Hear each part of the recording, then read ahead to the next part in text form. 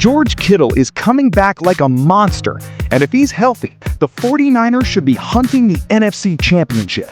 But here's the insane part. They might not even be the best team in their own division.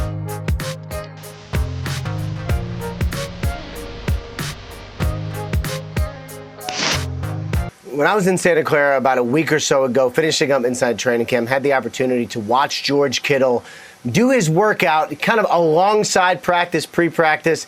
It was eye-popping. It was really good. It was really fast. It was looking like a player who was basically going full speed. You listen to George Kittle say it. The fact that the numbers are basically what he wants is an unbelievable thing. He is 7 months out from an Achilles injury. Now, generally, players do not get back on the field until 9 months. The season starts about 8 months after him tearing his Achilles. But you listen to George Kittle, listen to 49ers people, at least there is a chance. No one is saying for sure that it's going to happen, and it is an unbelievably long season, especially now with 17 games.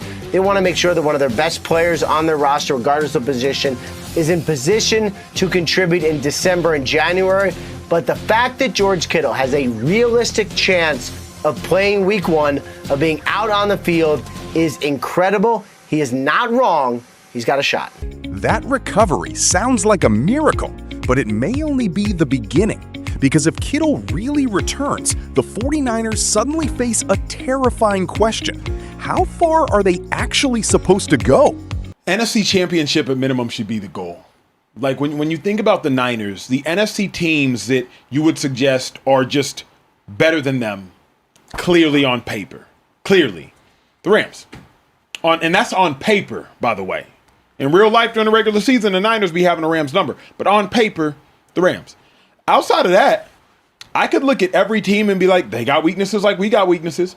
I could look at the Bears. They got weaknesses like we got weaknesses. I could look at the Eagles. They got weaknesses like we got weaknesses. I could look at the Lions. They got weaknesses like we got weaknesses. I could look at the Packers. They got weaknesses like we got weaknesses.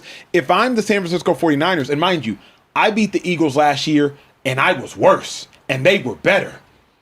Imagine how much better I should be than the Eagles this year. If I'm the Niners, that's my thought process. They lost Jeff Stoutland, and they got more injured.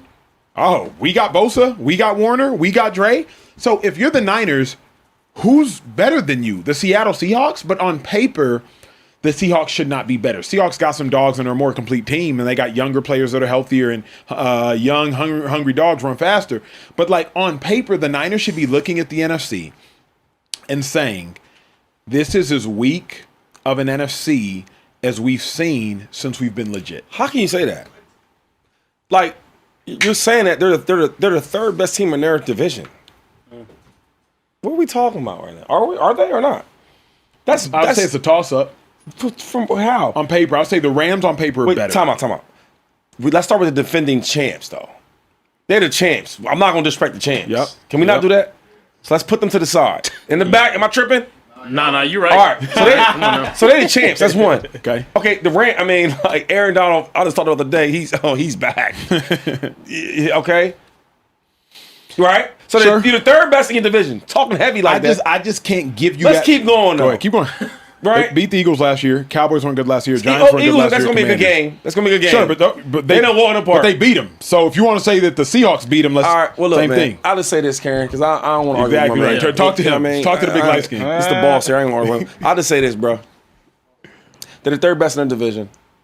Right. Hopefully things go out with them. And then you keep saying on paper. They ain't not that scary to me on paper. Where they so scary? On paper, they're scarier than in real life, to me. Where they scary on paper? Where? McCaffrey, Kittle, Mike Evans. These are three individuals that are all Hall of Fame. So guys are going to miss games because they be injured, right? Yeah, but on paper, they're not. That's why I said on paper. On paper, they're scary. This is my problem with when you read paper, though. There's some guys, he's an injury guy. Like, fair. Okay. So that's one. So they're missing games there. And then, was the offense scary last year? Enough. Hell yeah, ask the Eagles. Well, they played they played solid teams. They got, like, the playoffs. Yep. They played the Seahawks. They bullied them, right? Yeah, it wasn't good. It wasn't good. It couldn't do anything. It wasn't good. All right. It was gripping the sheets. I'm not. And then on defense. Don't do Let's that. go defense. Because you like defense. Go defense. Bosa. Hold up. He's coming back off ACL. Okay, let's see how that goes. Fred. Don't even dare disrespect. Don't even dare disrespect. You can't disrespect greats. Thank you. I think he's great, but I mean, injury, like, it buys your body. Shut up. Not for real, though. Like, you know what I mean? Trey, he can ball, but I'm saying, let him warm up Dre to it. Greenlaw is not coming off of anything. He's now a year removed from the injury. Wait, what did he do last year? Because Last year was real suspect. No, I asked you, what did he do last year? Not enough. You threw his name out there like, oh. Because he was one of them ones. So let's wait to see. On paper, he's not scaring you, though. He kind of cooking right now. Oh, hey, ain't not cooking up. No, I listen, smell it over here. It smells much better than that first. Hold on, Acho, before you go. Go ahead. I hate this on paper argument though, because you can see the names on paper, but also on paper you get to see that age. That's a problem. You get to see how many seasons they played, and that's the problem. That's true. Mike Evans just had his first non-1,000-yard receiving season. You aren't getting 2017, 2018 Mike Evans right now. You're not getting that version of him. You're not getting the Super Bowl winning. No. You're also getting Fred Warner off of the worst injury of his career. Nick Bosa off of his second season-ending injury that had to do with his lower body. It's going to be tough. He don't care about It's going to be that. tough. Also, No, you got to stop he don't care saying, about that. I got to check you on something. Please. Because you said it a couple of times in Check here. his ass. You can't keep saying that the 49ers have the Rams number in the regular season when they've lost 4 out of the last 6 matchups, Acho. Give me Shanahan What versus are we McVay doing? in the regular season. Out of 4 is he out of the healthy? last 6 times, McVay has washed that ass. George Kittle is coming back like a monster, and if he is truly healthy, the San Francisco 49ers should not be thinking about simply making the playoffs. NFC Championship should be the minimum expectation. 7 months removed from a torn Achilles, Kittle is already running, cutting, catching passes, and pushing his body toward game speed. Watching him work before practice in Santa Clara was described as eye-popping. He looked fast, he looked explosive, he looked like a player who was already operating close to full speed. And that is the insane part. Most players need roughly 9 months to return from an Achilles injury. The 49ers season begins only about 8 months after Kittle suffered his injury. Yet Week 1 is no longer a fantasy. It is a possibility, but Kittle's return doesn't just change one position. It changes the entire ceiling of San Francisco's season, and suddenly the NFC has a problem. Think about what Kittle represents. Christian McCaffrey, George Kittle, Mike Evans. 3 massive names, 3 proven stars, and when healthy, an offense capable of creating matchup nightmares across the entire field. The argument becomes simple. If the 49ers can keep their core healthy, who in the NFC is actually better? The Eagles have weaknesses. The Lions have weaknesses. The Packers have weaknesses. The Bears have weaknesses. Even San Francisco has weaknesses. But that's exactly why this debate gets so heated. The 49ers already beat Philadelphia last season, despite being the weaker version of themselves. So the San Francisco argument is obvious. If they were capable of beating the Eagles before, why shouldn't a healthier, more dangerous version expect even more this year? And then comes the name nobody wants to hear: Seattle. Because while San Francisco may look terrifying on paper, one team in its own division may be even more dangerous where it actually matters, in real football. Here is where the argument gets uncomfortable. The Seahawks are the defending champions. They are younger, they are healthier, they are deeper, and they have the kind of hungry young players who can run faster, hit harder, and survive the grind of a 17-game season. So can we really call San Francisco the 3rd best team in the NFC West? That is where the room explodes.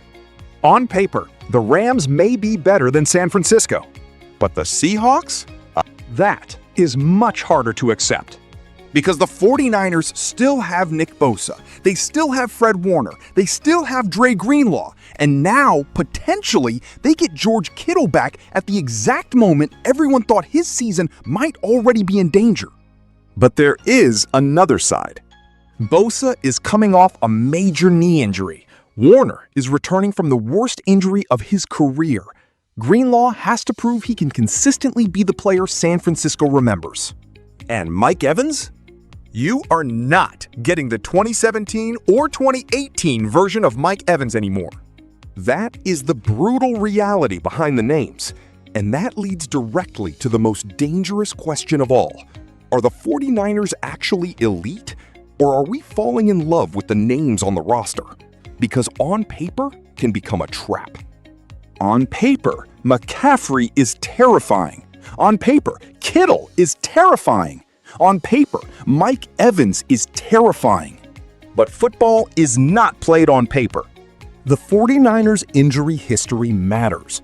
Their age matters. Their durability matters. And there is one fact that destroys the idea that San Francisco automatically owns the Rams. The 49ers have lost 4 of their last 6 regular season meetings with Los Angeles. So when someone says San Francisco has the Rams' number, the record says not anymore. That is what makes this NFC race so fascinating. Kittle's comeback could turn San Francisco from dangerous into terrifying. But if his body, or Bosa's, Warner's, McCaffrey's, or Evans doesn't hold up, the entire argument collapses. The 49ers may have the talent to reach the NFC Championship. The question is whether they can keep that talent on the field long enough to get there. And that is why George Kittle's return is bigger than one player coming back from an Achilles injury. If Kittle returns healthy, the 49ers have no excuse to think small. But if Seattle and Los Angeles expose the cracks behind those famous names, San Francisco could discover that the NFC isn't waiting for them. It is coming for them. Yo, mic check 1 to 2, -1, -2. Game over for this video, folks. Smash that like button, drop a comment, and subscribe to stay in the huddle for more. This is NFL Madness, bringing the heat and signing out.